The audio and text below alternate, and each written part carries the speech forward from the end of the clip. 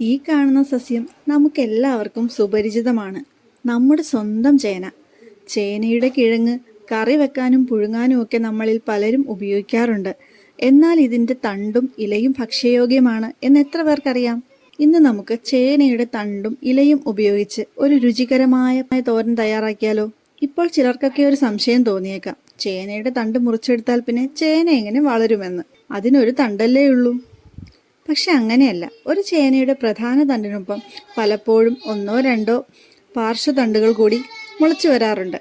അവ ചേനയുടെ വളർച്ചയ്ക്ക് കാര്യമായി സംഭാവനകളൊന്നും നൽകുന്നില്ല. അതുകൊണ്ട് അത്തരം തണ്ടുകളും ഇലകളും നമുക്ക് മുറിച്ചെടുത്ത് ഉപയോഗിക്കാവുന്നവയാണ്. ചേനയിൽ കാൽഷ്യം ഓക്സലേറ്റ് എന്ന പദാർത്ഥത്തിൻ്റെ സാന്നിധ്യം കാരണം ചൊറിച്ചിലുണ്ടാകുമെന്ന് നമ്മൾ എല്ലാവരും പഠിച്ചിട്ടുണ്ട്. അതുകൊണ്ട് തന്നെ ചേന എല്ലാവർക്കും ചൊറിയും എന്നൊരു പൊതുധാരണയുണ്ട്. പക്ഷെ അത് പൂർണ്ണമായും ശരിയല്ല. ചിലർക്ക് ചേന കൈകാര്യം ചെയ്താലും കഴിച്ചാലും യാതൊരു പ്രശ്നവും ഉണ്ടാവില്ല. എന്നാൽ എനിക്ക് ചേന കയ്യിലെടുത്താൽ ചൊറിയാറുണ്ട് കേട്ടോ.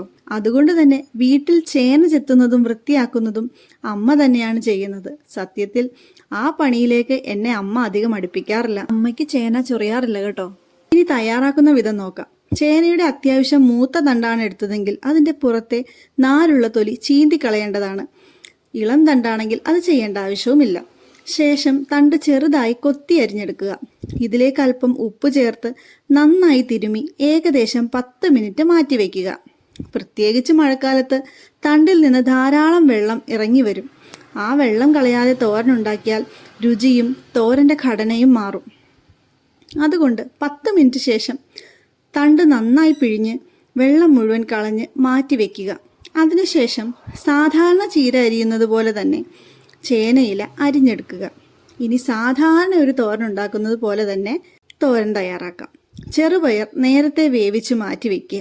ഒരു മിക്സിയുടെ ജാറിലേക്ക് ജീരകം, ചെറിയുള്ളി, പച്ചമുളക്, കറിവേപ്പില, തേങ്ങ, മഞ്ഞൾപ്പൊടി, ആവശ്യത്തിന് ഉപ്പ് എന്നിവ ചേർത്ത് ഒന്ന് ഒതുക്കിയെടുക്കുക.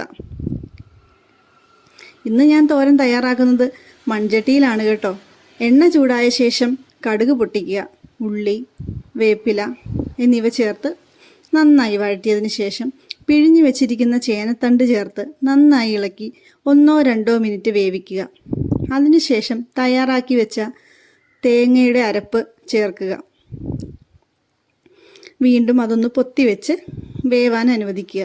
അതിന് മുകളിലേക്ക് അരിഞ്ഞു വെച്ചിരിക്കുന്ന ഇലയും ചേർത്ത് ഇല ഒന്ന് ആവി കയറി ഒതുങ്ങാൻ അനുവദിക്കുക. അതിനുശേഷം നേരത്തെ വേവിച്ച് വെച്ചിരിക്കുന്ന ചെറുപയറും കൂടെ ചേർത്ത് എല്ലാം ഒന്ന് ചൂടായി അരപ്പുമായി ചേരാൻ അനുവദിക്കുക. ചേനത്തണ്ടിൽ നിന്ന് ഇന്ന് കുറച്ച് വെള്ളം ഇറങ്ങിയിട്ടുണ്ട്. മഴക്കാലമായതിനാലാകാം ഇത്രയും വെള്ളം. എന്നത്തെയും പോലെ മിയക്കുട്ടിക്കും തോരൻ ഇഷ്ടമായി. നിങ്ങളും ഉണ്ടാക്കി നോക്കണേ.